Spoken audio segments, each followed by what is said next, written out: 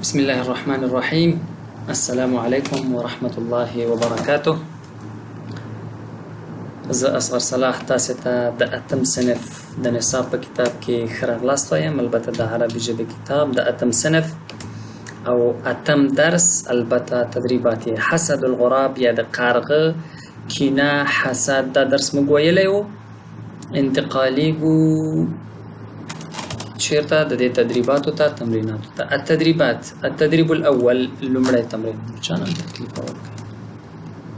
اجب عما ياتي، لاندې څه چې را روان دي د هغې جواب پیدا کړئ. بما په څه شعر احساس وکړ الغراب غراب غراب یعنی قارغه. قارغه د څه شي احساس وکړ؟ بالحسد. شعر الغراب بالحسد، قارغه د کینې احساس وکړ، د حسد نفرت. هل آیا قبل قبول کړ العصفور مرغی قول الغراب د قارغه خبره؟ نعم خبره ومنله کنه. ماذا قالت وویل الضفدعة چنګخي للغراب قارغه ته. چنګخي څه ورته وویل قارغه ته؟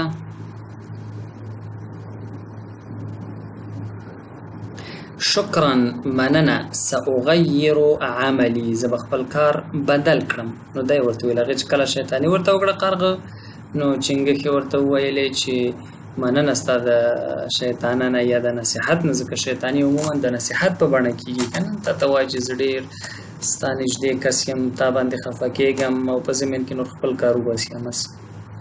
نو چنګښې ورته څه وویل؟ مننه زه به خپل کار بدل کړم. ماذا قال الغراب للأرنب؟ قارغه سوی ته څه وویلې؟ العصفور يشم الهواء النقي، مرغه چې دی یا مرغۍ چې ده هغه صاف هوا کې ګرځي که نه، صفا هوا اخلي.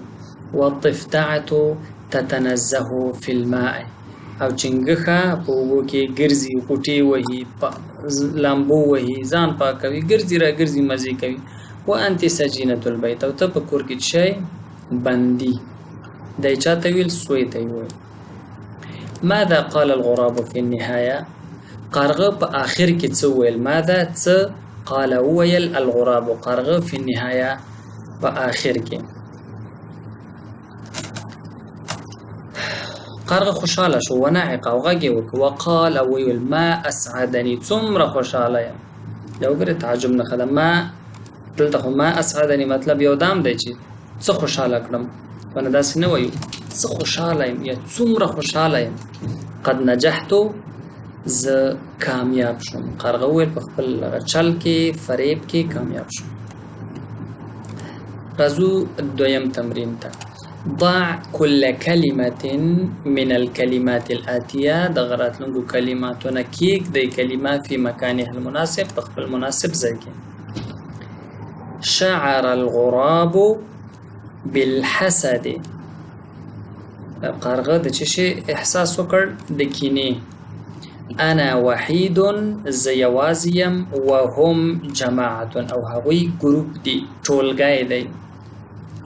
شکرا مننه سأغیر عملی، زه به بدل کړم خپل کار.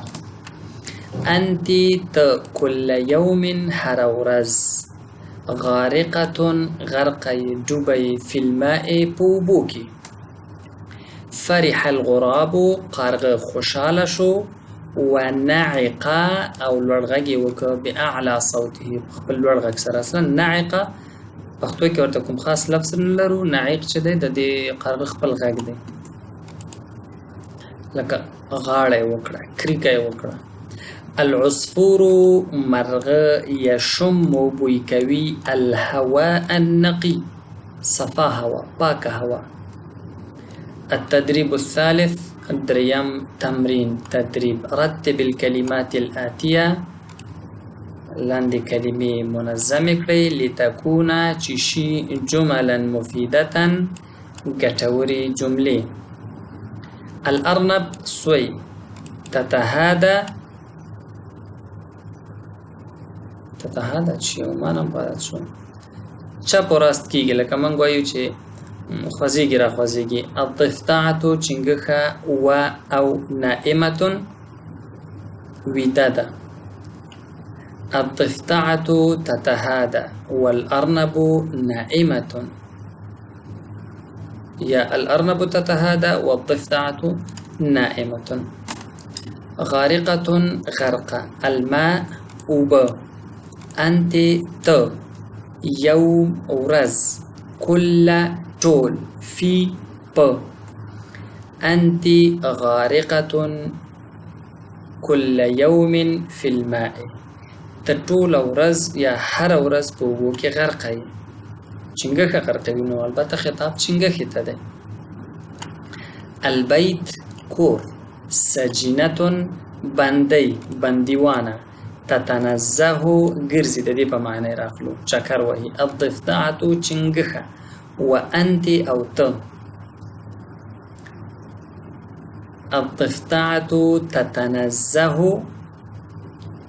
في البيت. الضفدعة وګرځم غلط شوم خان تاسو متوجه اوسئ. تتنزه وانت سجینة البيت چنګښه چکرې وهي او ته د کور بندیوانه یې. عملی زما کار. شکرا مننه. سأغیرو بدل بکړم. نصیحتک ستا نصیحت علی په. شکرا علی نصیحتک مننه له نصیحت نمو. سأغير عملي زب خپل کار بدل کړم. التدريب الرابع څلورم تمرين. ضع ما يلي من الأفعال بتغيير ما يلزم كما في المثال. دغه افعال چې دي یعنی فعلونه دي دا لاندې واچوي او څرنګه چې لازم بدلون ویني لکه څنګه چې په مثال کې دی هغه همغسې بدل کړئ. د هر یو فعل دی لکه تکتب و تجلس د هغې یو مثال چې دی انت تتعب ته ستړی کېږي. مفرد مؤنث لپاره به خطاب څنګه کوو؟ انت تتعبین ته ستړی کېږي. مذکر او مؤنث دواړو ته انتما تتعبان تاسې دواړه ستړي کېږي. یعنی مؤنث کې په خطاب کې مذکر او مؤنث یو شی. جمع مذکر که چېرته نارینه وي او مخاطب وي خبرې ورته کوو او مذکر وي او جمع وي نارینه وي او مذکر وي دواړه یو شی دی. که مذکر وي او جمع وي څه کوو؟ بیا ورته داسې وایو انتم تتعبون تاسو ستړي کېږئ. که مقابل لوري کې ښځینه وي هغوی ته وایم چې تاسو ستړي کېږئ انتن تتعبن تاسو ستړي کېږئ. تکتب راخلو. انت تكتب تلیکی. انت تكتبین ته ښځینه لیکي که دوه کسان وي که مذکر وي که مؤنث. انتما تكتبان تاسې دواړه لیکئ که مذکر وي او جمع وي. انتم تكتبون که مؤنث وي او جمع وي. انتن تكتبن ښځینه وي او جمع وي. تجلس راخلو. انت تجلس تکینی. انت تجلسین ښځینه لپاره دی تکینی. انتما تجلسان مذکر و مؤنث مثنی دوه ګونو لپاره دی چې دوه کسان وي. انتما تجلسان تاسې دواړه کینئ. مذکر یعنی نارینه او جمع لپاره دی انتم تجلسون تاسو کینئ. مؤنث یا ښځینه جمع لپاره دی انتن تجلسن ښځو ته وایو تاسو کینئ. تسمعو اورې. تقرأو لولې. تفهمو پوهیږي. تدرسو لولې. تصنعو جوړوي. تحفرو کیندې لکه تحفر الحفره. الحفره کندې ته وایي. تحفرو کله چې موږ کنده وباسو که نه هغه خاورې ترې راغکو دې ته عربي کې تحفر وایي. کنده کیندلو ته عربي کې څه وایو؟ تحفرو یعنی ته کنده کینې. دا نور الفاظ هم همداسې دي معنی بار بار نه کوم. که چاته ستونزه وه کولی شي کمنټ وکړي یا واتساپ ته میسیج وکړي. کوشش وکړئ زنګ مه وهئ. بعضې ورونه زنګ وهي چې د زنګونو تعداد ډېر وي زه ټولو ته جواب نشم ورکولی. تقریبا تعداد په سلهاو دی چې ماته زنګونه راځي. کله بیخي موبایل سایلنټ کړم تاسو خفه کېږئ مه کوشش وکړئ زه اوسه پورې داسې واتساپ میسج نشته چې ما نه وي جواب کړی هر میسج ته جواب ورکوم خو زنګونو ته جواب ورکول سخت دي نو که چا سره څه پوښتنه وه بېغمه میسج وکړئ زه یې جوابوم تقرأو أنت تقرأ أنت تقرأين أنتما تقرآن مذكر جمع أنتم تقرؤون أنتن تقرأن تفهم أنت تفهم أنت تفهمين أنتما تفهمان أنتم تفهمون أنتن تفهمن که په دې په معنا نه پوهېږي ویډیو بیرته ریورس کوي او لږ وروسته چې دی ما معنا کړې ده هغه وګورئ بیرته دې ځای ته راشي تدرسو أنت تدرسو أنت تدرسين دلته اشاره کوم أنتم تدرسون دا کوم ځای ته چې اشاره کوم په همغې کې راځي اوس دا مذکر او مؤنث په مثنا کې راځي دوه ګورئ أنتم تدرسون أنتن تدرسن تصنع أنت تصنع أنت تصنعين أنتما تصنعان أنتم تصنعون أنتن تصنعن تحفر كان دا شو بس أنت تحفر أنت تحفرين أنتم تحفرون أنتن تحفرن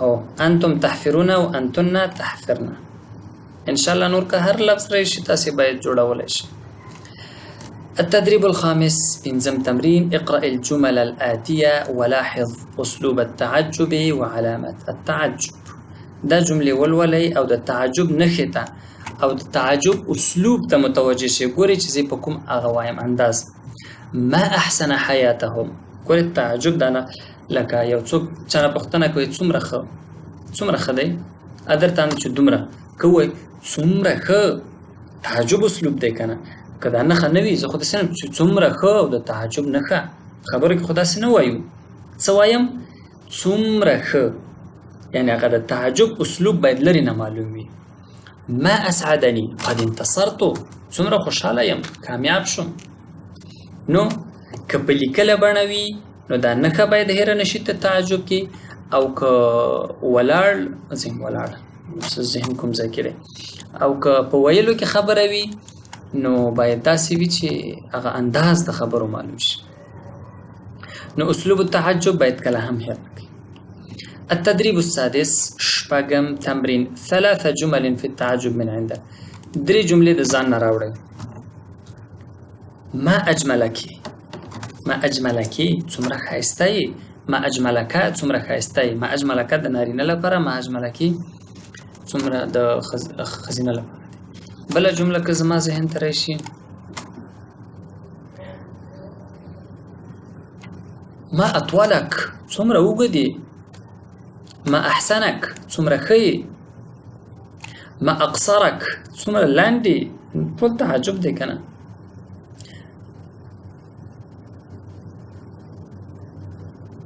نور ذهن ته نه راځي تاسې وګورئ د لغاتو ذخیره البغض پښتو کې هم بغض و کینه و نفرت و بدې راته وایي دا مې ډېر بدې راځي دا بغض دی التفرقه پښتو کې هم ورته وایي دا ټول پښتو عربي یو شی دی انشاءالله لکه یو چا منځ کې شیطاني کوي او تفریقه یې اچوي جدا کوي المجتمع ټولنه الاختلاف پښتو کې هم اتحاد پښتو کې هم اتفاق و اتحاد الغیره غیرت النمیمه چې پښتو کې به ورته څه وایي نه پوهېږم که چاته لفظ دا وي چې څه ورته وایي نو کمنټ چې کې ما نه هېر شوی کله چې یو کس ته ځي ده ته شیطاني کوي چې تا پسې داسې وي بیا ځي هغه ته وایي چې ده خو تا پسې داسې وي چې دواړه په جنګ او فکر کوم چغلخوري لکه چې ورته وایي بیا مطمئن نه یم والله اعلم النزاع شخړه کنفلیکت الشکوه شکایت التفرق فرق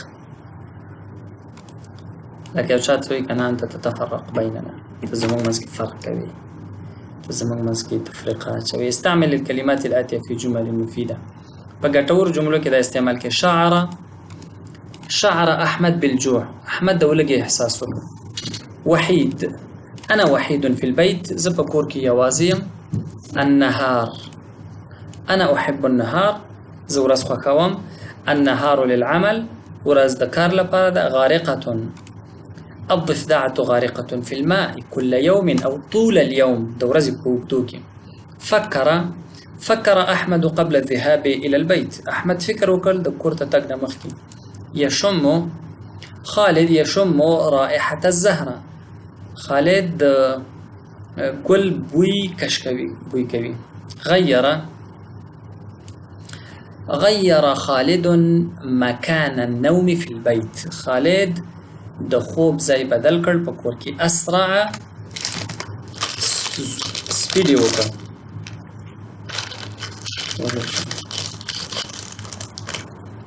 ویډیو سټاپ کړم. اسرع صلاح في الاكل. صلاح په خوراک کې چالاکي وکړه، زروالی وکړه، یعنې زر خوړه. وبخښئ لږ تکلیف و، یو ډول نه پوهېږم کله کله وږی کېږم. نو 36 صفحې ختمې شوې. د حسد الغراب تدریبات ختم شول. نن لپاره هم دومره درس بس دی. زه اصفر صلاح تاسې ټول په لوی رب سپارم. ونلتقي إن شاء الله في الدرس المقبل، وإلى اللقاء القادم. أستودعكم الله، والسلام عليكم ورحمة الله وبركاته.